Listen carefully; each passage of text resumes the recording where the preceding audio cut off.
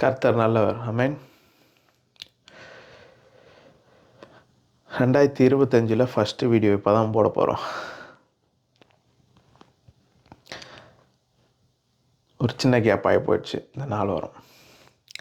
சரி பார்ப்போம். ஸ்டார்டிங்லேருந்து நான் என்ன சொல்லணும்னு நினச்சேன்னா, நிறைய காரியங்களை நம்ம பார்க்க போகிறோம் இந்த 2025. இப்போ இந்த 2025 என்ன நடந்திருக்கும்? ஸ்டார்டிங்கில் எல்லாருக்கும் ஒரு வாக்குத்தத்தம் கிடச்சிருக்கும். சபையில் சொல்லியிருப்பாங்க, வாக்குத்தத்த கேலண்டர் வாங்கியிருப்பீங்க, எல்லாம் ஒரு வாக்குத்தத்தையும் அட்டையாக வாங்கியிருப்பீங்க, நண்பர்கள் பகிர்ந்திருப்பாங்க. அப்படி இந்த வாக்குத்தத்தம் எதற்கு கொடுக்கப்பட்டது? இல்லைங்க, இது கர்த்தருடைய வார்த்தைங்க, இது கேட்டால் கொஞ்சம் மனசு ஆறுதலாக இருக்கும். கர்த்தருடைய வார்த்தை தேவை கிறிஸ்தவர்களுக்கு, எல்லாமே சரிதான். ஆனால் இந்த வாக்கு தத்தத்தை மட்டும் வைத்து வாழ்க்கை மாறிவிடுமான்னு கேட்டிங்கன்னா அது கிடையாது. நான்ப்பா எப்படி சொல்கிறேன் அப்படிங்க. இஸ்ரவேல் ஜனங்களுக்கு கர்த்தரே சொல்கிறாரு, உன்னை பாலும் தேனும் ஓடுகிற தேசத்தை உனக்கு கொடுப்பேன்னு சொல்லிட்டாரு. ஆனாலும் ஒரு சந்ததி என்ன பண்ணுச்சு பார்த்தீங்கன்னா, பாலைவனத்திலே மரிச்சு போயிட்டாங்க. வாக்கு பண்ணின தேசத்திற்கு அவர்கள் போவதற்கு முன்பாகவே எல்லாரும் மரித்து போய்விட்டார்கள். ஒரு சந்ததி மரிச்சு போயிடுச்சு. அப்போ எப்படிங்க, தேவனே அவர்களுக்கு ஒரு வாக்கை கொடுத்துட்டாரு, இருந்தும் அந்த ஜனங்களால் அதை அனுபவிக்க முடியவில்லை, அதை சுதந்திரிக்க முடியவில்லை. அப்போ இன்றைக்கி சில பேர் கிறிஸ்தவர்கள் சொல்லுவாங்க, வேதத்திலிருந்து வார்த்தை இருக்குது, இது நிச்சயமாக நடக்கும். வேதத்தினுடைய வார்த்தை நிச்சயமாக நடக்கும். மாறாக நாம் ஒன்றை செய்ய வேண்டியது இருக்கிறது. அதை குறித்து தான் நாம் இப்போ பேச போகிறோம். அப்படி இந்த வாக்கு தத்தத்தை மட்டுமே வச்சு, உங்களுக்கு ஒருத்தர் ஜெபம் பண்ணி ஒரு வசனத்தை சொல்கிறத மட்டும் வச்சு உங்களுக்கு அந்த வாழ்க்கை மாறிடும்னா, வேதத்தில் நிறைய நல்ல நல்ல வாக்கு தத்தங்கள்லாம் இருக்குது பாருங்கள். இன்னத்துக்கு ஜனங்களுடைய வாழ்க்கை எப்படியோ மாறி இருக்குமே இல்லையே. உதாரணத்துக்கு எடுத்துக்கோங்களேன், 2025 அந்த நியூ இயர் சர்வீஸில் ஒரு வாக்குத்தத்தம் கொடுத்துருக்கோம். அன்னைக்கு நல்லா இருக்கும். ஒரு மாதம் கழித்து மறுபடியும் அதை நம்ம பார்க்கும்போது நம்ம என்ன சொல்லுவோம், அதான் வாக்குத்தத்தம் இப்படி இருந்தாலும் பிரச்சனை இப்படி இருக்குது அப்படின்னு சொல்லி நம்ம பிரச்சனையை பேசுவோம். இப்படி பலவித காரியங்கள் வாழ்க்கையில் பிரச்சனையும் போராட்டமும் நடந்து கொண்டு இருக்கும்போது, இந்த வாக்குத்தத்தம் சில பேர் என்ன சொல்கிறாங்க, வாக்குத்தத்தம் கொடுத்தாங்க, ஆனால் என்ன பண்ணுறது, பிரச்சனை இருக்குதே, கடவுள் சித்தம் என்னமோ நடந்துட்டு போட்டோம் அப்படின்னு சொல்கிறது உண்டு. அப்படின்னு பார்க்கும்போது, ஏன் இந்த வாக்குத்தத்தம் வேலை செய்யலையா, இல்லை இதுக்கு வல்லமை இல்லையா, இல்லை கடவுள் ஏன் இப்படி இருக்கிறாரு, கடவுளுடைய சித்தம் நான் கஷ்டப்படணும்னு சித்தமா, இப்படி பல கேள்விகள் நம்ம மனசில் எழும்பலாம். நியாயமாக எழும்புகிற கேள்வி தான் இதெல்லாம். ஏன் நடக்க மாட்டேங்குது, ஏன் நன்மை நடக்க மாட்டேங்குது? நான் ஒழுங்காக தான் நான் கோயிலுக்கு போகிறேன், நான் ஒழுங்காக வேதத்தை வாசிக்கிறேன், நான் ஜெபம் பண்ணுறேன், உபவாசிக்கிறேன், நான் கோயிலுக்கு போகிறேன், ஆனால் ஏன் நடக்க மாட்டேங்குது? ஏன் வாழ்க்கையில் நன்மை நடக்க மாட்டேங்குது? கர்த்தருடைய வார்த்தையை வச்சு நம்ம ஜெபிக்கிறோம், எல்லாமே பண்ணுறோம், ஆனால் சில காரியங்கள் எதிராகவே நடக்குது அப்படின்னும்போது ஏன் அப்படின்னு எல்லாருக்குள்ளேயும் ஒரு கேள்வி இருக்கும். நான் வேதத்தில் நிறைய காரியங்களை இதுக்காக நான் படித்து பார்த்தேன். கர்த்தர் சிலருக்கு வாக்குத்தத்தம் கொடுக்குறாரு, கர்த்தர் சிலரோடு பேசுகிறாரு. அவர் சொன்ன உடனே எல்லாமே டக்குன்னு அப்படியே மாறிடல பாருங்கள். ஒரு கர்த்தரே சொல்லி டக்குன்னு எல்லாமே மாறிடல. நிறைய காரியங்கள், கடினமான சூழ்நிலைகள் வந்திருக்குது. இப்படி பல சூழ்நிலைகளே கடந்து போகிறார்கள். கடந்து போகும்போது என்னன்னா, யார் வாக்கு பண்ணினார்களோ அவரை குறித்த ஒரு விசுவாசம் மிக அவசியமாக இருக்கிறது. இஸ்ரவேல் ஜனங்கள் எதுக்காக அந்த ஒரு சந்ததி பாலைவனத்தில் இறந்து போனாங்க பார்த்தீங்கன்னா, வாக்கு இருந்தது, கர்த்தரே வாக்குத்தத்தம் கொடுத்துட்டாரு இவங்களுக்கு. ஏன் அவங்களால் அதை பொசஸ் பண்ண முடியல, ஏன் சுதந்திரிக்க முடியலன்னா, கர்த்தர் சொல்கிறாரு, தேசத்தின் நன்மையை நான் உனக்கு எப்படி கொடுக்க போகிறேன், உனக்கு கொடுக்க போகிறேன்ற தேசத்தை நீ போய் பார்த்துட்டு வா அப்படின்றாரு. ஆனால் இவங்க எதை போய் பார்த்தாங்க? தேசத்தின் நன்மையை இவர்கள் கண்கள் பார்க்கவில்லை. மாறாக எப்படி பார்த்தா, அவன் ராட்சசம் மாதிரி இருக்கிறான், நான் வெட்டுக்கிளி மாதிரி இருக்கிறேன்.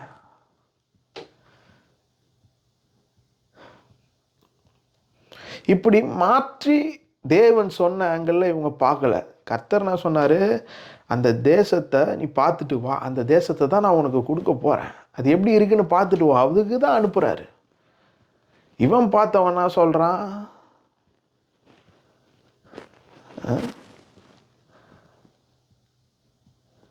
தேசத்தில் அவனை பார்த்தா அரக்கம் மாதிரி இருக்கிறான், நான் பார்த்தா வெட்டுக்கிளி மாதிரி இருக்கிறான் அப்படி சொல்லி ஒரு கூட்ட ஜனத்தை பயமுறுத்தி சாகடிச்சிட்டானுங்க. ஆனால் 2 பேர் மாற்றி சொல்கிறான். கர்த்தர் சொல்லிட்டாரு, எளிதா இதை நாம் சுதந்தரிப்போம்னு சொன்னால் அந்த சந்ததி போய் சேர்ந்தாங்க, பாலும் தேனும் ஓடுகிற தேசத்தை, கானான் தேசத்தை அடைந்தாங்க. அப்போ கர்த்தரே வாக்கு கொடுத்தும் நம்ம ஒரு காரியம் பண்ண வேண்டியது இருக்கு. நாம் அதை விசுவாசிக்க வேண்டியது என்பது மிக மிக அவசியமாக இருக்கிறது. வேதத்தில் பல பல இடங்கள்ல நீங்க பார்க்கலாம். இயேசுநாதர் அற்புதம் செஞ்சதா இருக்கட்டுமே, உன் விசுவாசம் உன்னை ரட்சித்தது, நீ விசுவாசத்தின்படி உன் விசுவாசத்தின்படி ஆக கடவுது. 100க்கு அதிபதி ஒருத்தன் வரான் பாருங்க, வந்துட்டு சொல்றான், நீங்க ஒரு வார்த்தை சொன்னால் போதும் என் வேலைக்காரன் சுகமாவான்னு சொல்றான். அப்ப இயேசுநாதர் சொல்றாரு, இந்த மாதிரி விசுவாசத்தை நான் இஸ்ரவேல்ல பார்த்ததே கிடையாது.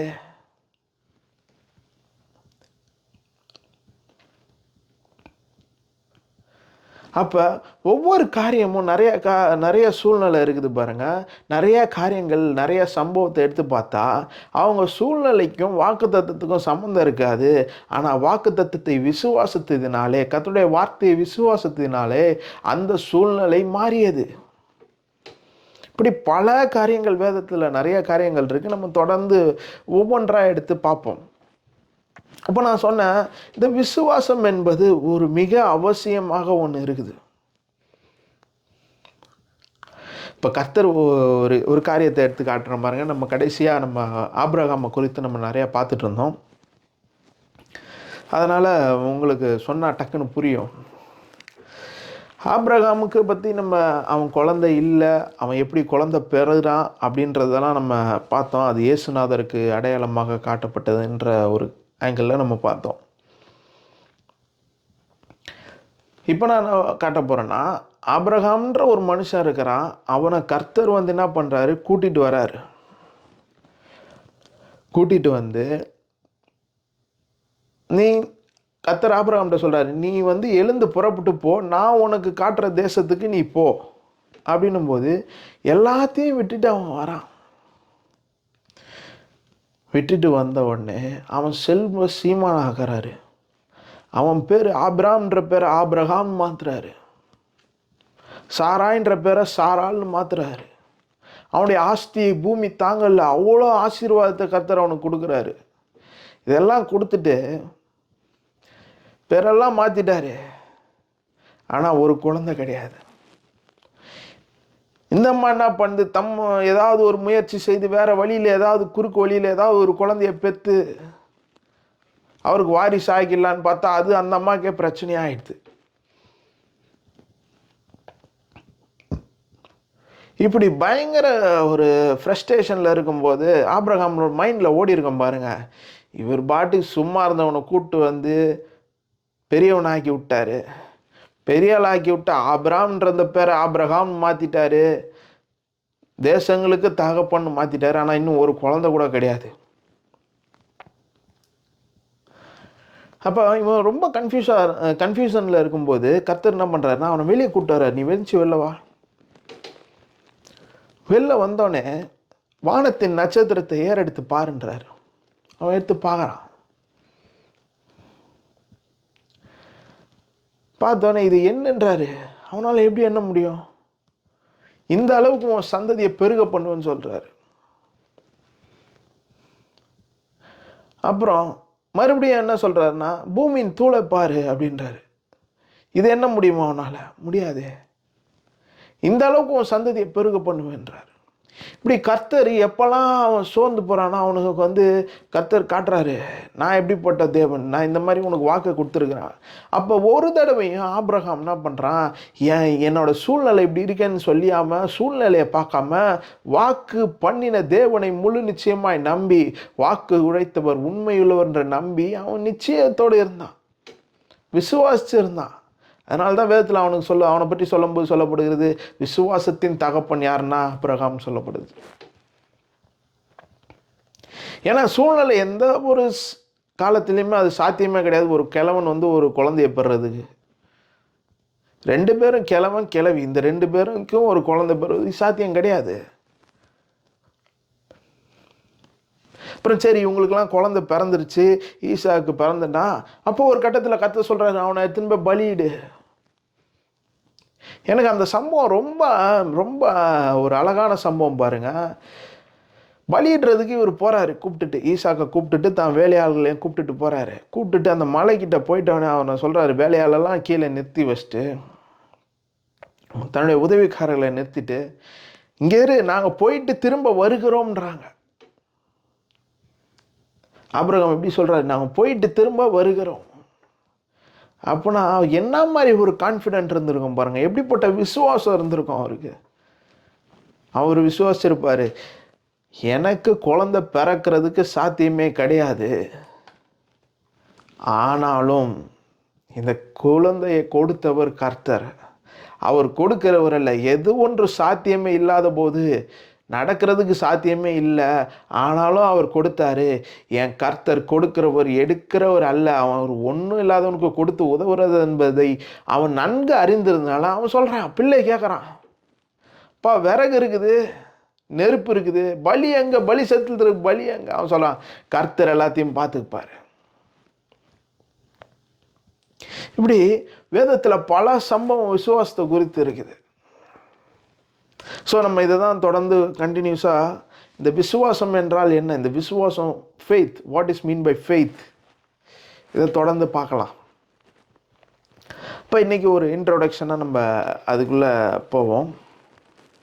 விசுவாசம்னா என்ன, ஃபெய்த். எனக்கு ஒரு சம்பவம் ஞாபகம் வருது பாருங்கள். ஒரு கிறிஸ்தவர்கள் என்னை பார்த்து கேட்குறாங்க, அவங்க வந்து என்கிட்ட வந்து ஒரு ஹேண்ட்பில்ஸ் கொடுத்தாங்க, ட்ராக்ஸ் கொடுத்தாங்க கிறிஸ்துவை பற்றி. நான் சொன்னேன், இல்லை எனக்கு கிறிஸ்துவை பற்றி தெரியும், நீங்கள் இதை வேஸ்ட் பண்ணாதீங்க, எனக்கு தெரியும் இதெல்லாம், வேறு யாருக்கு கிறிஸ்துவை அறியாதவர்களுக்கு இதை கொடுங்க, அவங்களுக்கு பயன்படும் அப்படின்னு.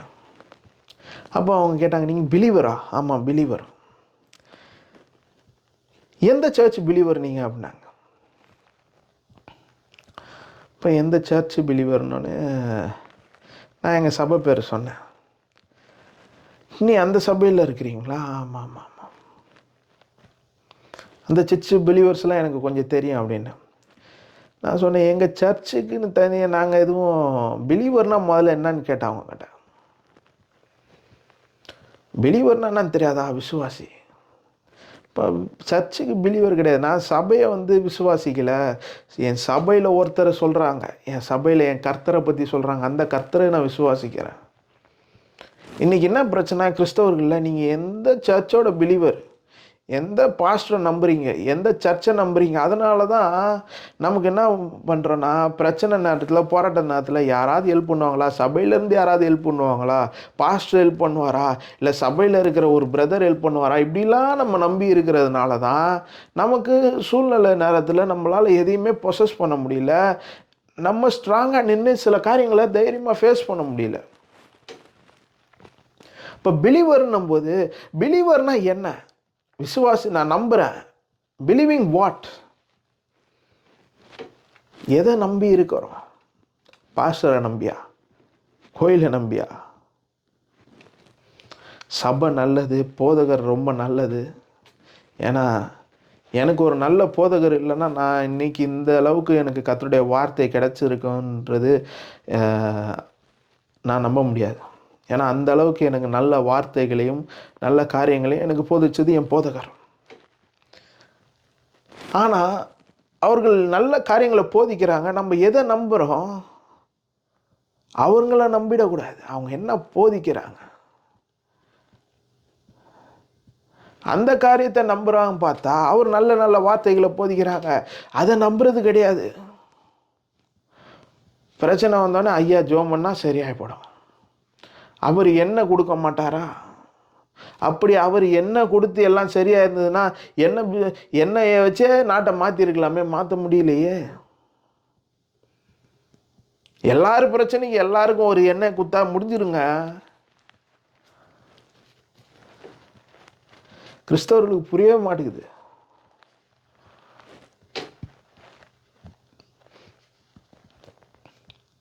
அங்கே போய் ஜெபம் பண்ணுங்க, அவர்கிட்ட அப்பாயின்மெண்ட் போட்டு அவரை பார்த்து ஒரு ஜெபம் பண்ணால் போதுங்க அப்படின்றாங்க. சரிங்க, என்னோட ஒரு மாதம் வேலை போனாலும் பரவாயில்ல, அவர்கிட்ட ஒரு அப்பாயின்மெண்ட்டை போட்டு நான் அவர்கிட்ட ஜெபம் பண்ணுறேன், என் வாழ்க்கை மாறிடுங்க. ஆனால் அப்படி நான் பண்ணி என் வாழ்க்கை மாறாது. அப்படி மாறிச்சுன்னா எல்லாரும் புத்திசாலி தானே. கஷ்டத்துலேயும் கடன்லையும் பிரச்சனையில் இருக்க என்ன பண்ணுவான்? இவ்வளோ கஷ்டப்பட்டேன், ஒரு மாதம் எப்படியோ போயிட்டு போகுது. அவருக்கு ஒரு மாதத்துக்கு முன்னாடி அவருக்கு அப்பாயின்மெண்ட்டை போட்டு போயிடலாம். இன்னொரு கும்பல் சொல்லுது, நீ 50,000 கொடு, நான் 5 டைம் உனக்கு ப்ரேயர் பண்ணுறேன், எல்லாம் சரியாயிடும்ன்றான். நான் கடன் வாங்கியாவது அவங்ககிட்ட கொடுத்துருவேன், எல்லாம் சரியாயிடும்ல. அப்படி நடந்துருமா? இப்படி கிறிஸ்தவர்கள், வேதம் சொல்லுது, என் ஜனங்கள் அறிவில்லாமல் சங்காரமாய் போகிறார்கள். அறிவில்லாமல் போது, அறிவுனா என்ன அறிவு? கர்த்தரை குறித்து அறிகின்ற அறிவு. என் தேவன் யார், எப்படிப்பட்ட தேவன்,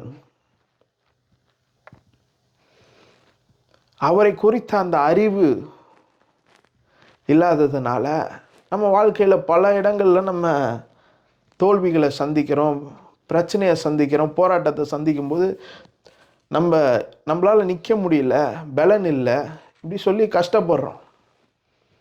பவுல் சொல்லும்போது சொல்றாரு, அவரை அறிகிற வாசனானது எப்பொழுதும் எல்லா இடங்களிலும் என்னை வெற்றி சிறக பண்ண வைக்கிற ஒரு தேவன் இருக்கிறார்.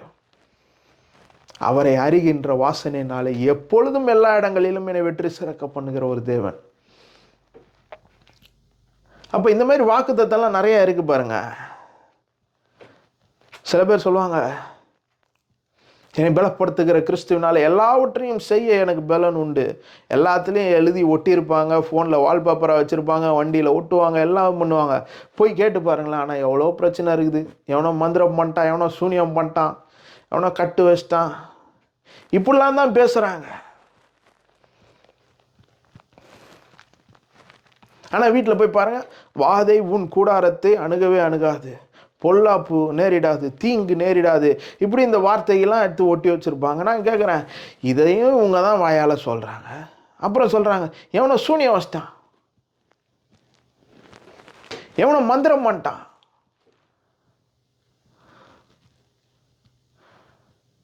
அப்போ கோயிலில் போதகர் சொல்கிறாரு, உனக்கு விரோதமாக குறி சொல்லலும் இல்லை, மந்திரமும் இல்லை, எகிப்தியருக்கு வர பண்ணின ஒரு வியாதியும் உனக்கு வராதுன்னு சொல்லும்போது அதுக்கும் ஆமேன்னு சொல்கிறது.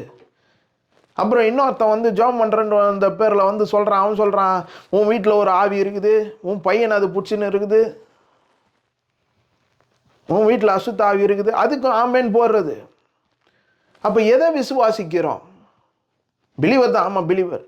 பிலீவிங் வாட், அதுதான் முக்கியம். விசுவாசி. ஆமாம், விசுவாசி தான். நான் எதை விசுவாசிக்கிறேன்? எனக்கு என் போதகர் சொல்கிறாரு, உன் வாழ்நாளெல்லாம் நன்மையும் கிருபையும் தொடரும், உனக்கு சரீரத்தில் வியாதி இல்லை, வாதை உன் கூடாரத்தை அணுகாதுன்னு சொல்கிறாரு.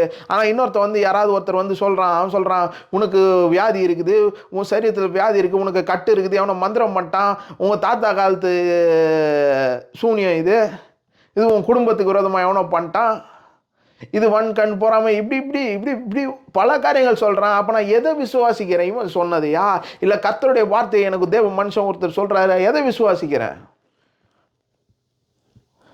I'm believing what? அங்கே தான் சரியான விசுவாசி ஆகிறான்.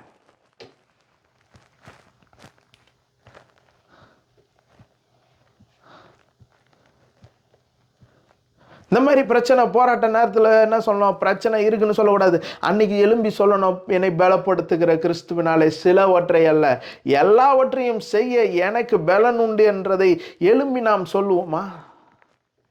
அது எழுதும்போது கொஞ்சம் எடுத்து மேலே இருந்து படித்து பார்த்தீங்கன்னா தெரியும். அவர் பவுல் எங்கேருந்து எழுதுறாரு? சிறைச்சாலையிலேருந்து எழுதுறாரு. சிறைச்சாலையில் பாருங்க, அவர் அகப்பட்டு பல வருஷமாக யாருமே அவரை பார்க்க போகிறதே கிடையாது. அப்போ இந்த ஜனங்க கொஞ்சம் பேர் அவரை பார்க்க போகிறாங்க.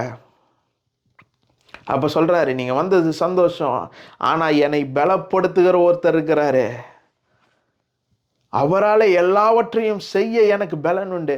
அப்போ பலப்படுத்துறதுனா எப்படின்னா, ஒருத்தன் பலவீனனா இருந்தால் அவனை பலப்படுத்த முடியுங்க. ஒருத்தன் பலத்தோடு இருந்தால் அவனை பலப்படுத்த முடியாது. அப்போ நம்ம எல்லாருக்குமே நமக்கு ஒரு பலவீனம் இருக்குது. நம்மளால் முடியல, இந்த சூழ்நிலை உலகத்தில் உபத்திரம் உண்டு, நம்ம சோர்ந்து போகிறோம், இப்படி பல காரியங்கள் நம்மளை பலவீனப்படுத்துது. அப்போதான் வேதவசனம் சொல்லுது, என்னை பலப்படுத்துகிற ஒருவர் இருக்கிறார், எனக்கு சகாயம் செய்ய ஒருவர் இருக்கிறார், அவரால் என்னை பலப்படுத்துகிற கிறிஸ்துவினால சிலவற்றையல்ல எல்லாவற்றையும் செய்ய எனக்கு பலன் உண்டு. நம்ம அப்போ என்ன சொல்லணும்? பலன் இல்லை, என்னால் முடியல, எனக்கு சாமர்த்தியம் கிடையாது, என்னால் இதை செய்ய முடியாது, இப்படி நம்ம சொல்லக்கூடாது. இல்லைங்க, அவர் சொல்லிட்டாருங்க, உன்னாலாம் இதெல்லாம் செய்ய அப்படி அவன் சொல்லிட்டோம். நம்ம வாயில் எதுவும் சொல்லக்கூடாது. நம்ம எப்படி சொல்லணும்னா, என்னை பலப்படுத்துகிற கிறிஸ்துவினாலே எல்லாவற்றையும் செய்ய எனக்கு பலன் உண்டு எழுதியிருக்குது. கிறிஸ்துவுக்குள் வாழ்கின்ற எனக்கு எப்பொழுதும் எல்லா இடங்களிலும் என்னை வெற்றி சிறக்க பண்ணுகிற ஒரு கர்த்தர் இருக்கிறாரு. கிறிஸ்துவுக்குள் வாழும் எனக்கு எப்பொழுதும் வெற்றி உண்டுன்னு எழுதியிருக்குது. இப்படி வேதத்தில் எனக்கு வாக்குத்தத்தம் இருக்குது. நான் பிரச்சனை நேரத்தில் அதை பேசணும். அதை பேசும்போது எப்படி பேசணும்னா, அதுக்கு தான் முக்கியமான ஒரு காரியம் இருக்குது, விசுவாசம். அப்போ விசுவாசம் சொல்லும்போது நான் நம்புகிறேன், எதை நம்புகிறேன்? ஸோ அதை நம்ம விசுவாசம் சொல்லும்போது அதை இங்கேருந்து ஆரம்பிப்போம். எபிரேயர் 11:1, விசுவாசமானது நம்பப்படுகிறவைகளின் உறுதியும் காணப்படாதவைகளின் நிச்சயம். விசுவாசம் என்பது நம்பப்படுகிற உறுதின்னும் போது நான் என்ன நம்புறேன், அதுக்கு எனக்கு ஒரு கான்ஃபிடன்ஸ்.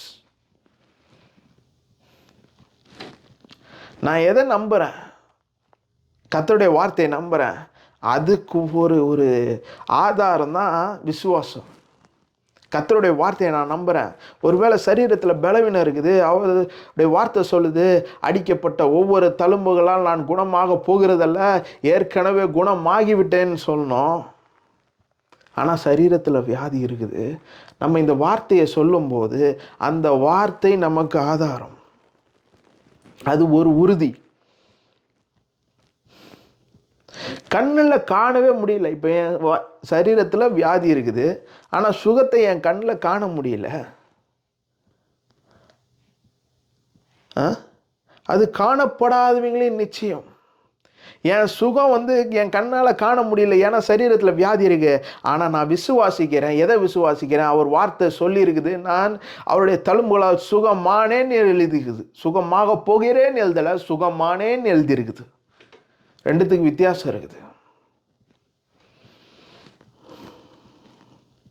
அப்போ விசுவாசம் என்பது நம்பப்படுகிறதையும் காணப்படாதவையும் நிச்சயம். Faith is the substance of the things hoped for, the evidence. ஆதாரம். நீ எது விசுவாசிக்கிறியோ, கர்த்தருடைய வார்த்தையை விசுவாசிக்கினா அதுதான் உனக்கு ஆதாரம்.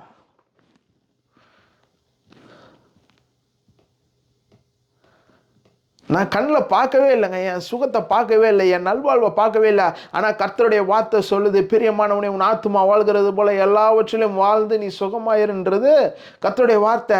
அந்த வார்த்தை எனக்கு உறுதியாக நான் பிடிச்சி கொண்டேன்னா, என் கண்ணு முன்னாடி என் வாழ்க்கை எப்படி இருந்தாலும், ஆனால் இந்த வாழ்க்கை காணாத ஒன்று நான் பார்க்குறேன் பாரு. எப்படி பார்க்குறேன்னா, இந்த வார்த்தையின் மூலியமாக காணாத ஒன்றை நான் பார்க்கிறேன். அதுதான் நமக்கு கிடைக்கும். நீங்கள் வேதத்தில் எந்த ஒரு காரியத்தில் எல்லா இடத்துலையும் எடுத்து பாருங்க, விசுவாசித்து எல்லாம் அற்புதம் நடந்திருக்கும், அடையாளம் நடந்திருக்கும், பல காரியங்களை செஞ்சுருப்பாங்க. இது எல்லாத்துக்குமே பார்த்தீங்கன்னா ஏதாவது ஒரு பாசிபிலிட்டிஸ் இருந்ததா? இஸ்ரவேல் ஜனங்கள் பார்வோன்கிட்ட இருந்து வெளியே வரும்போது எப்படி பாசிபிலிட்டிஸ் இருந்தது? சிவந்த சமுத்திரம் முன்னாடி நிற்கிது, எப்படி இவங்க போக முடியும்? கடலை கட்டாந்தரையில் நடப்பது போல் நடந்து கடந்தார்கள். இது என்ன இயற்கைக்கு சாதகமான சூழ்நிலையா? பாலைவனத்தில் அவ்வளோ கூட்ட ஜனங்களுக்கும் ஆறுகள் உண்டு பண்ணுறாரு, சாப்பிட்றதுக்கு காலையில் பிரேக்ஃபாஸ்ட்டு. வேதம் சொல்லுது அவங்க தோல் சுருங்கி போலையா. என்ன மாதிரி ஸ்கின் கேர் டெக்னிக் கொடுத்துருக்கிறாருன்னு தெரில. இப்படி பல காரியங்கள் வேதத்தில் எல்லாத்தையும் எடுத்து படித்து பாருங்களேன். ஒவ்வொரு காரியமாவது சூழ்நிலை அவங்களுக்கு சாத்தியமாக இருந்திருக்குமா? எந்த ஒரு காரியமுமே பார்த்தீங்கன்னா சூழ்நிலைக்கும் வார்த்தைக்கும் சாத்தியம் கிடையாது.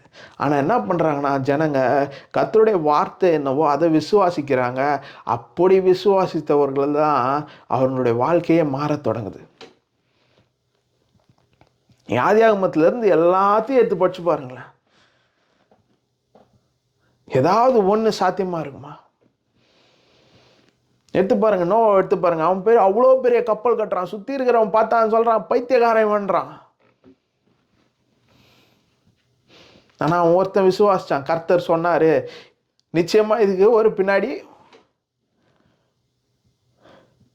ஒரு காரியம் கர்த்தர் சொல்கிறாருன்னா அது செய்யணும் அப்படின்றத அவன் அறிஞ்சிருந்ததுனால கர்த்தர் சொன்னதை கேட்டு செஞ்சான். ஈசாக்கு எல்லாரும் பஞ்சம் ஓடுறான்.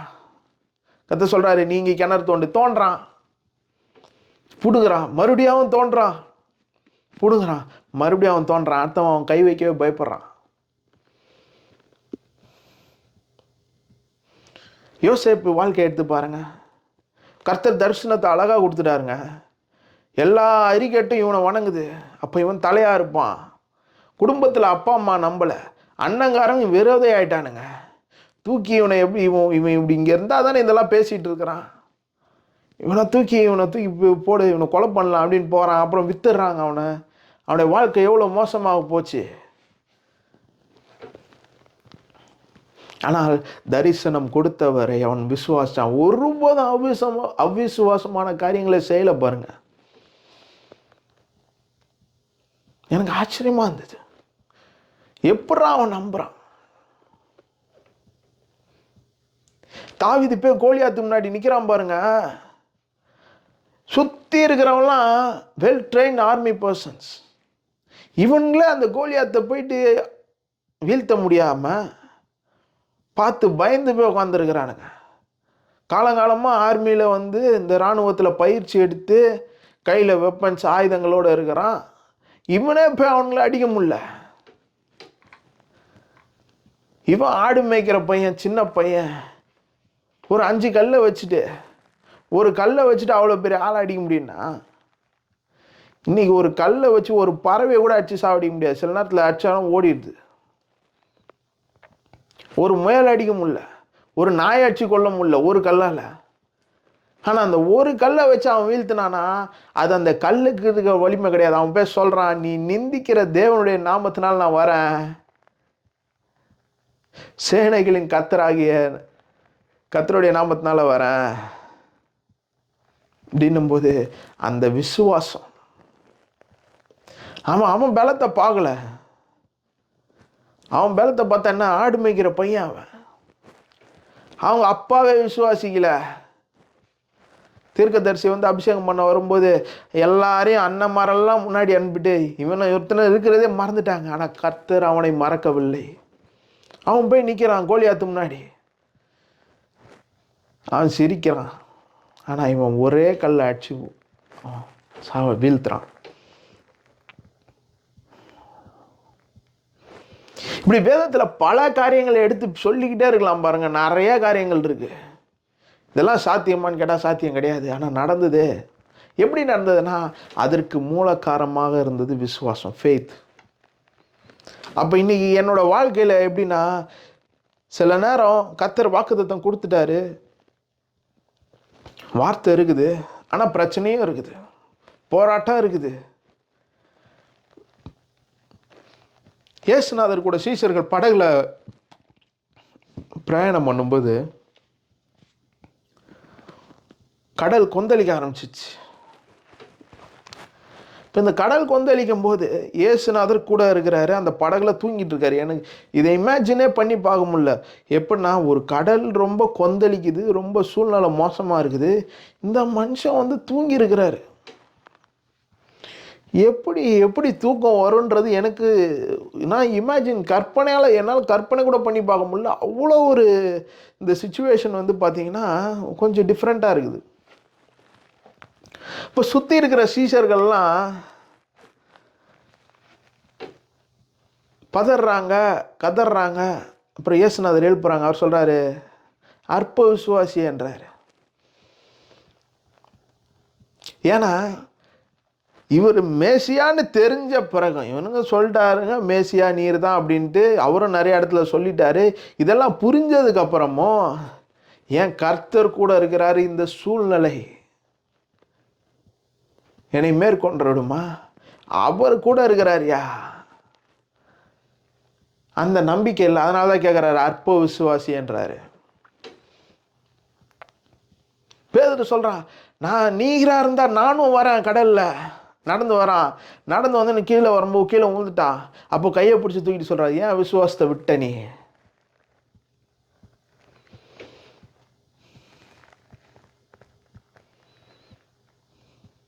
இப்படி வேதத்தில் பல காரியங்கள் இருக்குது பாருங்க. கடவுளே இருக்கிறாரு, ஆனால் விசுவாசிக்காம இருக்கிறாங்க ஜனங்க. ஆனால் கடவுளே கூட இல்லை, கர்த்தருடைய வார்த்தை விசுவாசி ஜனங்கள் எப்படி வாழ்க்கை மாறினதுன்றது நிறைய காரியங்கள் வேதத்தில் நிறைய காரியங்கள் இருக்கு. அப்போ இன்னைக்கு நம்ம வாழ்க்கையில் என்ன பண்ணுறோம்? ரெகுலராக கோயிலுக்கு போகிறோம், கர்த்தருடைய வார்த்தையை கேட்குறோம், ஆனால் பிரச்சனையை பார்க்குறோம். பார்த்தோன்னு என்ன பண்ணுறோம்? பிரச்சனையே பேசுகிறோம், இருக்கிறத பேசுகிறோம். ஆனால் விசுவாசம் அப்படி கிடையாது. விசுவாசி அப்படி இருக்கக்கூடாது. அதனால தான் இந்த வசனம் எப்படி சொல்லுது? விசுவாசமானது நம்பப்படுகளில் உறுதியும் காணப்படாதவில் நிச்சயம். என் கண்ணில் என்ன காணப்படல, என் கண்ணில் இன்னைக்கு நல்லதே இல்லை, நல்லது காண முடியல, என் வாழ்க்கையில் பிரச்சனை போராட்டமாக இருக்குது,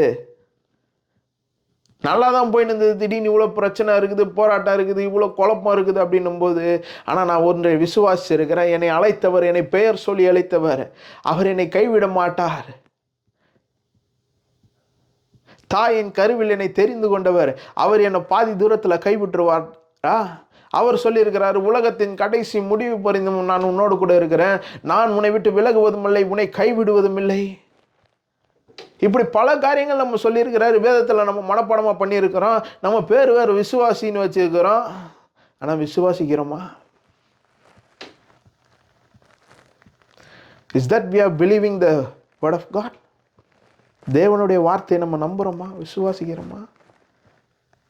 பிரச்சனை வரும்போது எவனோ ஒருத்தன் வந்து சொல்கிறான்,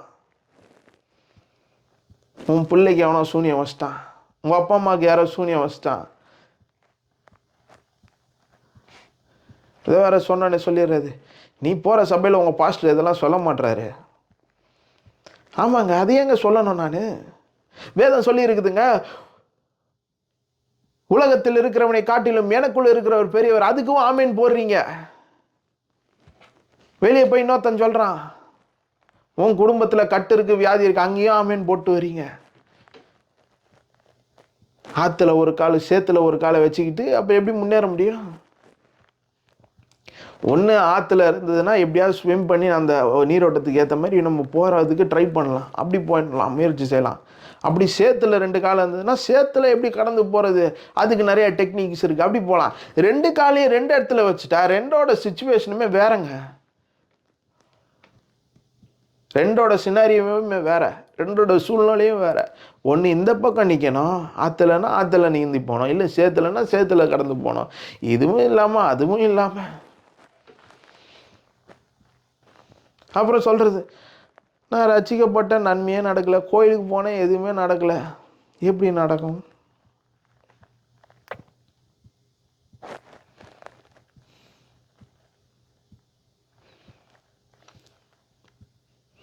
இவங்ககிட்ட இப்போ நம்ம சொல்ல போனோன்னா என்ன சொல்லுவாங்க? நாங்கள் படிக்காத வேதத்தை நீ படிச்சுட்டு வந்துட்டியா, நாங்களாம் எத்தனை வருஷமாக கிறிஸ்தவர்களாக இருக்கிறோம், எத்தனை வருஷம் விசுவாசி தெரியுமா? நாங்கள் எத்தனை வருஷமாக விசுவாசின்றது மேட்ரே கிடையாது. யாரை விசுவாசிக்கிறோம், எப்படி விசுவாசிக்கிறோம், இதுதான் மேட்டர்.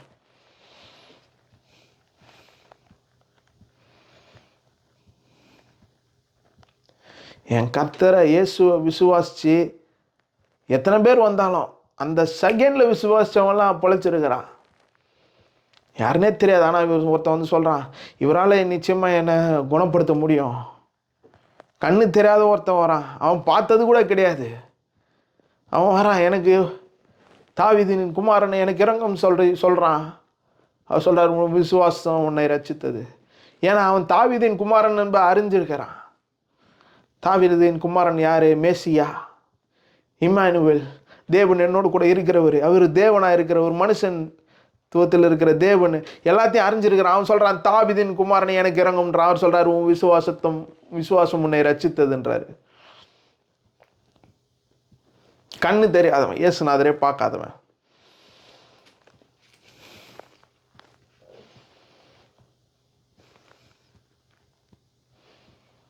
இந்த தேவனை மாதிரி ஒரு நல்ல தேவன் நீங்கள் எங்கேயுமே பார்க்க முடியாது.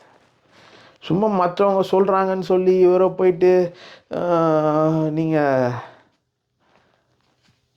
விசுவாசிக்கிறேன்ற போது எதை விசுவாசிக்கிறோம் அதுதான் முக்கியம். பிலீவர், ஆமாம் பிலீவர் தான். எதை நம்புகிறேன் நான்?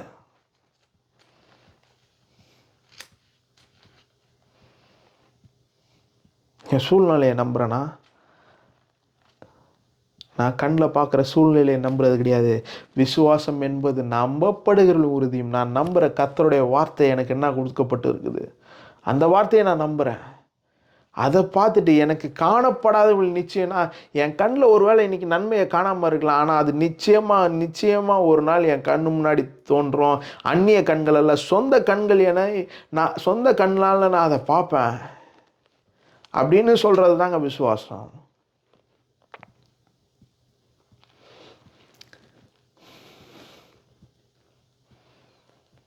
கிறிஸ்துவுக்குள் வாழ்கின்ற எனக்கு எப்பொழுதும் வெற்றி உண்டு.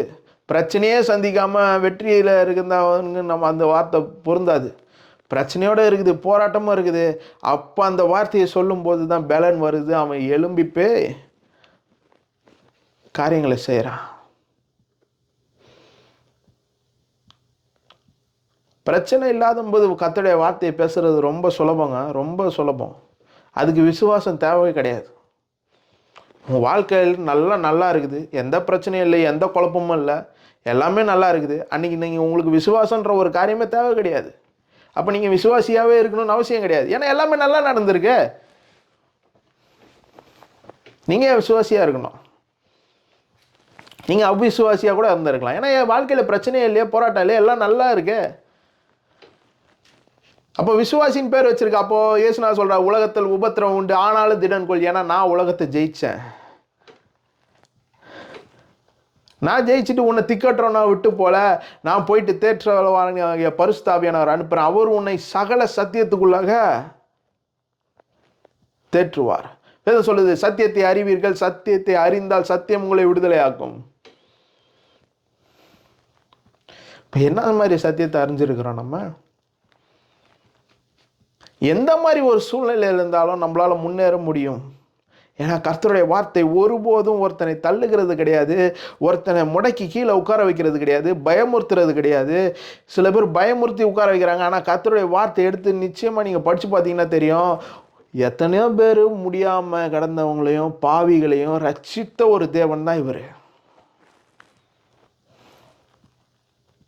அப்போ சில பேர் சொல்கிறாங்களே இப்படிலாம் இருக்குதுன்றாங்களே, அப்படின்னா உங்களுக்கு வேதத்தை குறித்த அறிவு இன்னும் வரலை, நமக்கு இன்னும் வரலை. ஏன்? நம்ம கோயிலுக்கு போகிறோம், அங்கே அவர் பிரசங்கம் பண்ணுறாரு, கேட்குறோம், அதோட வந்துடுறோம், அவ்வளோதான். அதுக்கப்புறம் நம்ம வேதத்தை படிக்கிறது கிடையாது. ஞாயிற்றுக்கிழமை போகிறோம், அழகாக ஒரு புக்கு மாதிரி இருக்குது, எடுத்துகிட்டு போகிறோம். சில பேர் அது கூட கிடையாது. இப்போ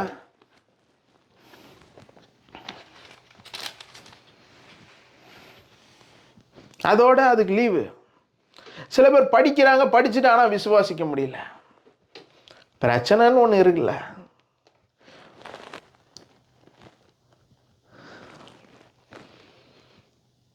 ஆனால் எவன் ஒருவன் எந்த சூழ்நிலையும் கர்த்தரை விசுவாசிக்கிறானோ அவனுக்கு தான் பாருங்கள் வாழ்க்கையில் வெற்றியும் எல்லாமே கிடைக்குது. ஆனால் சும்மா வந்துடல, போராட்டம் இல்லாமல் இல்லை. ஆபிரகாமுக்கு பிரச்சனை இல்லாமல் இருக்குமா? யாக்கோபுக்கு பிரச்சனை இல்லாமல் இருந்ததா? யோசேப்புக்கு பிரச்சனை இல்லாமல் இருந்ததா? தாவீதுக்கு பிரச்சனை இல்லாமல் இருந்ததா? தானியலுக்கு பிரச்சனை இல்லாமல் இருந்ததா? சாத்ராக் மேஷாக் ஆபேத்நேகோவுக்கு பிரச்சனை இல்லாமல் இருந்ததா? கிதியோனுக்கு பிரச்சனை இல்லையா? மோசேக்கு பிரச்சனை இல்லையா? யோசுவாவுக்கு பிரச்சனை இல்லையா? புதிய ஏற்பாட்டு பக்கம் வாங்க, சீஷர்களுக்கு யாருக்குமே பிரச்சனை இல்லையா? பவுல் எப்படிப்பட்ட மனுஷன்? பவுலை எப்படி கர்த்தர் மாத்துறாரு? அப்புறம் பவுல் எப்படி பிரசங்கம் பண்றாரு? அவருடைய பிரசங்கமே டீச்சிங்கே வேற மாதிரி இருக்கு.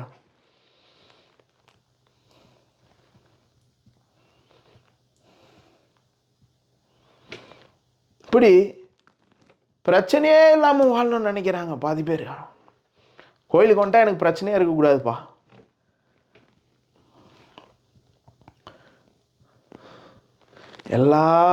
எல்லாருக்கும் பிரச்சனை இருக்கு. ஆனாலும் இந்த கர்த்தரை அறிந்த நமக்கோ, விசுவாசிக்கிற நமக்கோ, அதனால தான் பேர் விசுவாசின்னு வச்சிருக்காங்க. அப்போ நம்ம எதை விசுவாசிக்கிறோம் என்பது மிக அவசியமானது. நீங்கள் கோயிலை விசுவாசித்து, இவ்வளோ பெரிய கோயிலுக்கு போகிறேன், இவ்வளோ பெரிய கோயில் இது, இத்தனை விசுவாசிங்க இருக்கிறாங்க, ஏதாவது ஒன்றா எனக்கு ஹெல்ப் பண்ணுவாங்க, அப்போ பெரிய கோயிலாக போகணும். கோயிலை விசுவாசிக்காதீங்க. பாஸ்டர் நல்லா இருக்கிறார், அவரு ஒன்று சில நேரத்தில் ஹெல்ப் பண்ணலாம், சில நேரத்தில் ஹெல்ப் பண்ண முடியாமலும் போயிடலாம்.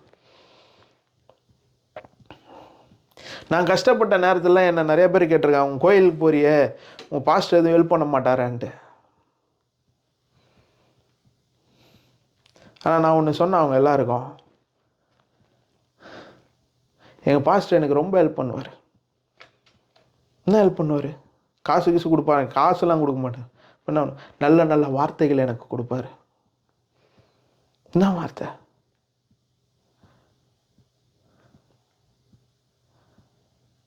நல்ல வார்த்தைகளை எனக்கு பிரசங்கம் பண்ணாரு, அவர் போதிச்சார். அந்த வார்த்தையை கேட்டு கேட்டு திரும்ப திரும்ப திரும்ப தியானிச்சேன். ஒண்ணுமே தெரியாது, ஆனா பல காரியங்களை செய்வதற்கு அந்த வார்த்தை, கர்த்தருடைய வார்த்தை தான் ரொம்ப ஒரு உண்டுகோலா இருந்தது. அப்ப நான் அப்போ புரிஞ்சிச்சு எனக்கு ஒரு காரியம், கர்த்தருடைய வார்த்தைன்னு ஒன்று நமக்குள்ள இருந்ததுன்னா, அந்த வார்த்தையை குறித்த அறிவு நல்லா இருந்ததுன்னா, அதில் விசுவாசித்து நம்ம பல காரியங்களை செய்ய முடியும். இப்போ என்ன பிரச்சனை? வார்த்தை இருக்குது, நல்ல நல்ல மகா மேன்மையான வாக்குத்தத்தங்கள் எல்லாம் கிறிஸ்துவுக்குள்ள நம்ம இப்போ இருக்கிறதுனால நமக்கு இருக்குது. ஆனால் என்ன பண்ண முடியலன்னா, நம்ம அதை விசுவாசிக்காததுனால நமக்கு அது பலிக்க மாட்டேங்குது. நம்ம என்ன விசுவாசிக்கிறோம்? பிரச்சனை இருக்குது, போராட்டம் இருக்குது. மாறாக கர்த்தர் என்ன சொல்கிறார் பாருங்க, எசேக்கியேல போயிட்டு தூக்கத்தில் ஒரு கனவுல கொடுத்து அவரை ஒரு இடத்துக்கு கூட்டு போயிட்டு, உலர்ந்த எலும்பு நிறைஞ்ச ஒரு பள்ளத்தாக்க கூட்டு போயிட்டு, இதெல்லாம் உயிர் பெறுமா? உலர்ந்த எலும்புங்க, உலர்ந்த எலும்பு, அதுக்குள்ளே ஒன்றுமே கிடையாது, ஒரு ஜவ்வு கிடையாது, ஒன்றும் கிடையாது, ட்ரை போன்ஸ். அதெல்லாம் அதை பற்றி பார்க்கும்போது அது எல்லாமே செதறி ஒன்று ஒன்று ஒன்று ஒன்று எல்லா இடத்துலையும் செதறி இருக்குது. அவன் சொல்கிறான், கர்த்தர் நீர் அறிவீர். இப்போ இன்றைக்கி கூட பிரச்சனை அப்படி தாங்க இருக்குது. உங்கள் வாழ்க்கையிலையும் பிரச்சனை இருக்குது, என் வாழ்க்கையில் பிரச்சனை இருக்குது, எல்லார் வாழ்க்கையிலையும் பிரச்சனை இருக்குது. யார் வாழ்க்கையில் தான் பிரச்சனையும் போராட்டம் இல்லாமல் இருக்குது? எல்லாருக்கிட்டே இருக்குது. ஆனாலும் எப்படி மேலே வர்றது? இயேசுநாதர் சொல்கிறாரு, திடன் கொள், ஏன்னா நான் உன் கூட இருக்கிறேன், நான் உன்னை விட்டுற மாட்டேன், உன்னை கைவிட மாட்டேன், உன்னை தலைகுனிய விட மாட்டேன், உன்னை வெட்கப்படுத்த விட மாட்டேன். நம்ம சொல்லணும், என் பக்கத்தில் 1000 பேரும் என் வலது புறத்தில் 10,000 பேரும் விழுந்தாலும் ஒன்றும் கூட என்னை அணுகாது. நமக்கு பிரச்சனை வருதோ இல்லையோ, பக்கத்தில் இப்போலாம் நம்ம பக்கத்துலேயே அவனுக்காக ஒருத்தன் பிரச்சனை வந்தால் அது நமக்கு தான் வரப்போகுதுன்னு பயந்து ஒடுங்கி விழுந்துடுறாங்க. அவன் என்ன சொல்லுவான், இவன் என்ன சொல்லுவான், இவன் எப்படி பண்ணுவான், அந்த வாய் எப்படி பேசும், இந்த வாய் எப்படி பேசும், அதுக்காக பயந்து பயந்து பயந்து பயந்து உலகத்தின் பாஷையில் பேசி நம்முடைய வாழ்க்கையை நம்மளே கெடுத்துக்கிறோம். எவன் எப்படி பேசினாங்க? கர்த்தரை விட ஒருத்தர் உங்களுக்கு நல்லா செஞ்சிருவாங்க, நீங்கள் விசுவாசிக்கிறீங்களா?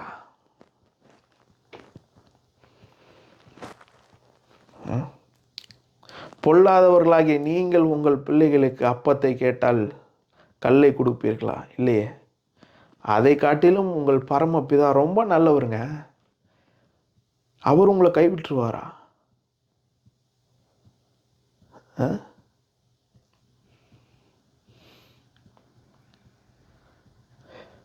இயேசுநாதர் ஞானஸ்தானம் எடுக்கும்போது வானத்திலிருந்து ஒரு சத்தம் வருதுங்க. இவர் என் நேசகுமாரன், இவரில் நான் பிரியமா இருக்கிறேன். அவ்வளோ பிரியமா இருக்கிறவரை தான் சிலுவையில் தேவன் என்ன பண்ணாரு? என் பாவத்துக்காக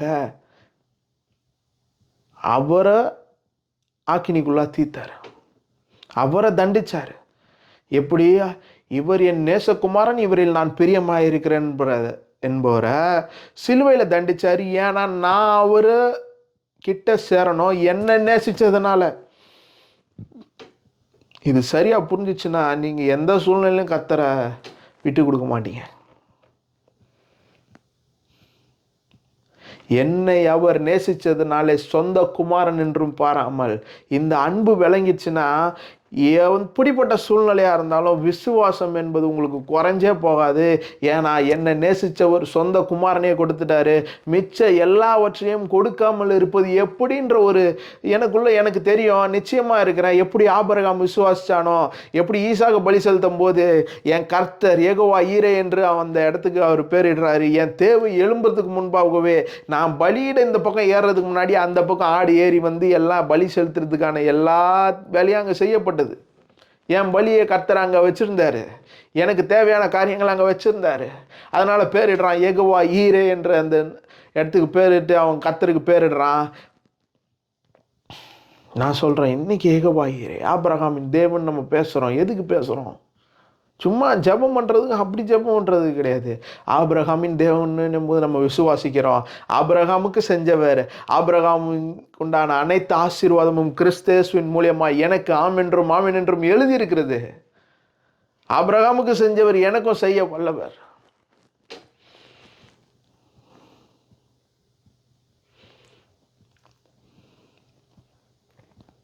யாக்கோபுக்கு செஞ்சார்னா எனக்கு செய்வார். ஈசாக்குக்கு செஞ்சார்னா எனக்கும் செய்வார். யோசேப்புக்கு செஞ்சார்னா எனக்கும் செய்வார். தானியலுக்கு செஞ்சவர் எனக்கும் செய்வார். இப்போ நம்ம இதெல்லாம் எதுக்கு வேதத்தில் கதை மாதிரி ஏதோ காமிக் ஸ்டோரி மாதிரி இதுக்கு வைக்கல பாருங்கள். ஒவ்வொரு காரியமும் இதுக்கெல்லாம் மிகப்பெரிய அர்த்தமும் நிறைய காரியங்களை கர்த்தர் நமக்கு சொல்ல வர்றாரு. யாருக்குமே எந்த ஒரு சூழ்நிலையும் சரியாக அமைஞ்சிடவே இல்லை. ஆனால் சூழ்நிலைகள் மத்தியில் அவர்கள் சூழ்நிலையை விசுவாசிக்காமல், சூழ்நிலைகள் நெருக்கும்போது அந்த சூழ்நிலையை பார்த்து பயப்படாமல், அஞ்சாமல், இருக்கிறத பேசாமல் அவர்களுக்குள் ஒரு விசுவாசம் இருந்தது.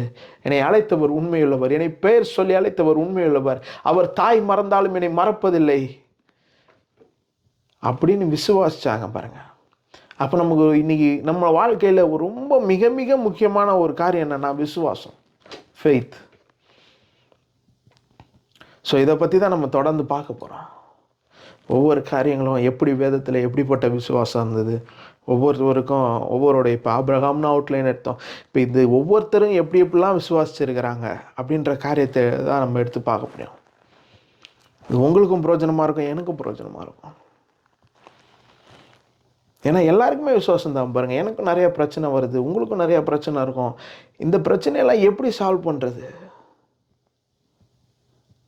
சில நேரம் எனக்கு கோவம் வரும், நான் நிறையா கோவத்தில் பேசுகிறேன், இப்படிலாம் நிறைய காரியங்கள் நம்ம. ஆனால் பிரச்சனை மாறுறது இல்லையே, பிரச்சனை இன்னும் வளர்ந்துக்கிட்டே போகுது. ஆனால் பிரச்சனையை சால்வ் பண்ணுறதுக்கு இன்னொரு வழி இருக்குது.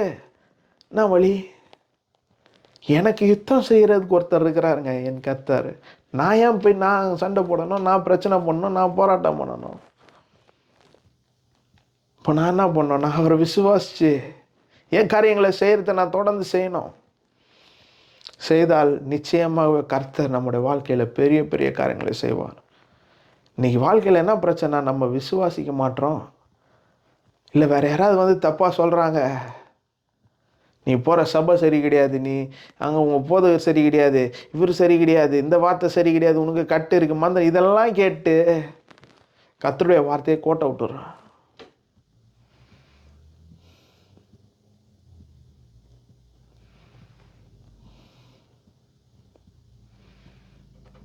நீ அப்படி யாராவது ஒருத்தர் சொல்கிறாங்களா? வேதத்தின்படி அவங்க சொல்கிறது சரியா அப்படின்றது நீங்கள் வேதத்தின்படி ஆராய்ஞ்சு பாருங்கள். ஒருத்தர் சொல்கிறான் வந்து உன் குடும்பத்தில் கட்டு இருக்குது, வியாதி இருக்குது, யாரோ ஒருத்தவனுக்கு மந்திரம் பண்ணிட்டான், சூனியம் பண்ணிட்டான் சொன்னாங்க. வேதம் சொல்லுது கிறிஸ்துவுக்கு இருக்கிற நமக்கு எந்த ஒரு ஆக்கினி தீர்ப்புமே கிடையாது. கிறிஸ்துவுக்குள்ளே இருக்கிற நமக்கு எந்த ஒரு பிரச்சனையும் கிடையாது. வாதை உன் கூடாரத்தை அணுகாது, பொல்லாப்பு உனக்கு நேரிடாது. உலகத்தில் இருந்தாலும் நீ உலகத்தான் அல்ல என்று வேதம் சொல்லுது. அப்போ தேவனுடைய வார்த்தையை விசுவாசிக்கிறியா? எதை சொன்னால் சொல்லுவாங்க, வானம் மண்ணில் இருக்கிற பொல்லாத ஆவின்னு வேதத்தில் எழுதியிருக்குது, இது உனக்கு தெரியாதான்னு வாங்க. அதே வேதத்தில் இப்படி எழுதியிருக்குது, உலகத்தில் இருக்கிறவனை காட்டிலும் எனக்குள்ளே இருக்கிறவர் பெரியவர்ன்ற எழுதியிருக்குது. எனக்குள்ள ஒரு பெரியவர் இருக்கிறார். நான் ஏன் அந்த சில்லற பையனுக்கு பயப்படணும்? நான் ஏன் அந்த பொல்லாதவனுக்கு பயப்படணும்? இயேசுநாதர் பிசாசு இப்படி சொல்கிறான், நீ மேலேருந்து குதி, உன்னை தூதர்கள் கையில் ஏந்துவார்கள்னு வேதத்தில் எழுதியிருக்குது. எப்படி பதில் கொடுக்குறாரு அவனுக்கு? ஆமாம் பிசாசு, நீ இப்படி எழுதியிருக்குதுல்ல, ஒருவேளை இது இப்படி இருக்குமா? அப்படி பதில் கொடுக்குறாரா? இல்லை எப்படி பதில் கொடுக்குறாரு? உன் தேவனாகிய கர்த்தரை பரீட்சை பாராதிருப்பாயாக என்றும் எழுதியிருக்கிறது. அப்போ வேதத்து வசனத்தை எடுத்துகிட்டு வர தெரிஞ்ச அவனுக்கு இப்படியும் கொடுக்கணும் பதில். இப்போ உன் வீட்டில் வந்து அவனாவது ஒருத்தன் சம்மந்தம் இல்லாமல் பேசினா அவங்ககிட்ட சொல்லணும், இல்லை இல்லை இந்த வீட்டில் கர்த்தரை நாங்கள் முன்னிறுத்துகிறோம். நான் விசுவாசிக்கிறது இந்த மந்திரத்தை பில்லி சூனியம் கிடையாது, இந்த பிரச்சனை கிடையாது, இந்த போராட்டம் கிடையாது. நான் விசுவாசிக்கிறது என்னுடைய தேவனை, என் விசுவாசத்தை துவங்கினவர் அவர். அதனால் என் ஓட்டத்தை அவர் இருக்கிறாரு, என் கூட அவர் இருக்கிறாரு, என் சார்பில் அவர் இருக்கிறாரு அப்படின்னு பேச தெரியணும். வார்த்தையில் எடுத்து பேச தெரியணும். அவர் சொல்லிட்டாருங்க, இப்படி ஒரு இது இருக்குது உன் வீட்டில், அந்த மந்திரம் எலுமிச்சம்பழம் பார்த்தேன், அங்கே இதை பார்த்தேன், இந்த ஆவி இருக்குது, அந்த ஆவி இருக்குது அப்படின்னு, வான மண்டலத்தில் பொல்லாத ஆவிங்களாக இருக்குது இப்படின்னு வேதம் சொன்னா, இப்படி சொல்லு வேதத்தை எடுத்து. உலகத்தில் இருக்கிறவனை காட்டிலும் எனக்குள்ள இருக்கிற ஒரு பெரியவர், என் பக்கத்தில் 1000 பேரும் என் வலதுபுறத்தில் 10,000 பேரும் விழுந்தாலும் ஒன்றும் என்னை அணுகாது. இப்படியும் சொல்லலாமே, அதை நம்ம சொல்ல மாட்டோம். அதனால தான் நம்ம வாழ்க்கையில் சில காரியங்கள் பிரச்சனை வரும்போது நம்ம விழுந்துடுறோம், நம்ம சில காரியத்தில் தோத்துடுறோம், சில காரியத்தில் முடங்கி போய் உட்கார்றதுக்கு காரணமே அதுதான்.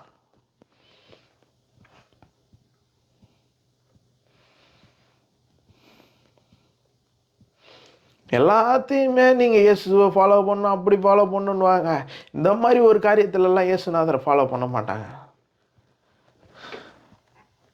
அவர் ஏற்ற மாதிரி சிலுவை எழுத்துன்னு போகணுன்னு நினைப்பாங்க, எல்லாத்தையும் ஃபாலோ பண்ணுவாங்க. அவர் செஞ்ச மாதிரி அங்கி போட்டுக்கணும், தாடி வளர்த்துக்கணும், அப்படி இப்படின்னு ட்ரெஸ்ஸை மாற்றணும், அதை மாற்றணும்னு சொல்லுவாங்க. இதெல்லாம் காப்பி அடிக்கிறாங்க. இப்படிலாம் எங்கேயுமே காப்பி, அப்படி தாடி வளர்த்தாருன்னு வேதத்தில் இல்லை, அப்படி வெள்ளை சொக்கா தான் போடணுன்னு இல்லை, நகை போடாமல் இருக்கணும்னு இல்லை, எப்படிதெல்லாம் கிடையாது. அதெல்லாம் நான் செய்கிறாங்க. ஆனால் இயேசுநாதர் எப்படி விசுவாசித்தார், அவர் எப்படி கர்த்தருடைய வார்த்தையை பேசினார், தேவனுக்கு எப்படி முதலிடம் கொடுத்தாரு, இதெல்லாம் யாரும் பார்க்கறது கிடையாது. ஏன்னா இது பொல்லாதனுடைய தந்திரம். பிசாசு எப்படி ஏவாளை ஏமாத்தினான் பாருங்க. தேவன் ஏதாச்சும் உங்கள்கிட்ட சொன்னார் இந்த கனியை சாப்பிடக்கூடாதுன்னு, அந்த மாதிரி சொல்லுது, சாப்பிட்டா நான் செத்துடுவேன். இவன் சொல்கிறான் கண்ணை திறந்து நீ தேவர்களை போல ஆயிடுபன்றான். ஆனால் அந்த அம்மாவை ஏற்கனவே படைச்சது தேவன் தமது சாயலின்படி தமது ரூபத்தின்படி படைச்சார்னு வேதத்தில் இருக்குது. இதெல்லாம் அப்படியே உல்டாவாக சொல்லுவான். அதே மாதிரி தான் இன்றைக்கி வந்து சொல்கிறாங்க, கர்த்தருடைய வார்த்தை எப்படி இருக்குது, இதுக்கு உல்டாவாக சொல்கிறான். உனக்கு மந்திரம் பண்ணிட்டாங்க, உன் குடும்பத்தில் சூனியம் வச்சுட்டாங்க, உன்னை இப்படி பண்ணிட்டாங்க, அப்படி பண்ணிட்டாங்க, வியாதி இருக்குது, உனக்கு இப்படி இருக்குது, அப்படி இருக்குதுன்னு இப்படி மாற்றி மாற்றி உருட்டி பெரட்டி வேதத்துக்கு கெயின்ஸ்டாக வந்து சொல்கிறானுங்க. அதை கேட்டு நீ அப்படி இல்லாமல் நீ புத்தி உள்ளவர்களாய் நம்ம என்ன பண்ணோம், கர்த்தருடைய இல்லை கர்த்தருடைய வார்த்தை இப்படி சொல்லுது, அப்படி நிதானித்து அறிந்தால் நிச்சயமாகவே நம்ம வாழ்க்கையில் ஒரு இடத்துல இருந்து இன்னொரு இடத்துக்கு போவோம். ஸோ நாம் ஜெபிப்போம். எங்கள் அன்பின் தகப்பனே நீ சொன்னீர விசுவாசம் என்பது நம்பப்படுகிற உறுதியும் காணப்படாத நிச்சயமும். நாங்கள் என்ன நம்புகிறோம்? உம்முடைய வார்த்தையை நம்புகிறோம். அதுக்கு உறுதியாக அந்த வார்த்தை இருக்குது. உம்மை நம்பி இருக்கிறோம். உம்மை நம்பின உறுதிக்கு அந்த வார்த்தை இருக்குது. என் கண்ணு முன்னாடி இன்றைக்கி எந்த சூழ்நிலையில் பதில் இல்லைனாலும், ஆனால் நிச்சயமாக நாங்கள் விசுவாசிக்கிறோம். நிச்சயமாய் நாங்கள் பதிலை காண்போம், பதிலை காண்போம்னு நாங்கள் விசுவாசிக்கிறோம். இப்படிப்பட்ட காரியத்தை செய்கிறதுக்கு, ஏனென்றால் எங்கள் விசுவாசத்தை துவங்கினவர் நீர் தகப்பனே. அதனால் நாங்கள் எதற்கும் அஞ்சாமல் கலங்காமல், பிரச்சனை வரும்போது பயந்து போய் சோர்ந்து போய் மற்றவர்கள்கிட்ட எங்கள் அதிகாரத்தை கொடுக்காதபடி எங்கள் ஓட்டத்தை துவங்கினவர் நீர் தகப்பனே. நீங்கள் எடுத்து பயன்படுத்துங்க. எல்லாவற்றையும் கருத்தில் ஒப்பு கொடுக்குறோம். இயேசுவின் மூலம் ஜெபங்கள் நல்ல பிதாவே, ஆமென். ஸோ தொடர்ந்து நம்ம விசுவாசத்தை குறித்து இன்னும் நிறைய காரியங்கள் நம்ம பார்க்க போகிறோம். இந்த 2025 பிரச்சனை இருக்காதுன்னு இல்லை, பிரச்சனை எல்லாருக்குமே இருக்குது. ஆனால் விசுவாசி எப்படி மேற்கொள்வது, நீங்கள் எப்படி மேற்கொள்வது, நான் எப்படி மேற்கொள்வதுன்னும் போது தான் எனக்கு இந்த ஒரு விசுவாசத்தை குறித்த இந்த டாபிக் நான் நிறைய இதை பற்றினே பார்த்துட்டு படிச்சுட்டு இருந்தேன். ஸோ அதை உங்களுக்கும் ஷேர் பண்ணணும்ல. அதனால் தொடர்ந்து நம்ம இதை பற்றி பார்ப்போம். கர்த்தர் நிச்சயமாகவே நம்முடைய வாழ்க்கையில் இருக்க பிரச்சனை போராட்டம் எல்லாம் கர்த்தரை விசுவாசனா இதெல்லாம் ஒன்றுமே இல்லாத மாதிரி மாறும். நிச்சயமாக அந்நிய கண் கிடையாது, நம்ம சொந்த கண்ணே பார்க்கும். அப்படி தான் வேதத்தில் ஒவ்வொருத்தரும் பார்த்துருக்குறாங்க. ஸோ தொடர்ந்து விசுவாசிங்க. எப்படிப்பட்ட சூழ்நிலையும் விசுவாசத்தை கைவிடாதீங்க. மனுஷரை நம்புவதை காட்டிலும் கர்த்தரை நம்புவது நலங்க. அவர் மேலே விசுவாசத்தை வைங்க. தப்பி தவறி வேறு யார் மேலேயும் விசுவாசத்தை வச்சிடாதீங்க. கர்த்தர் நல்லவர். ஆமென்.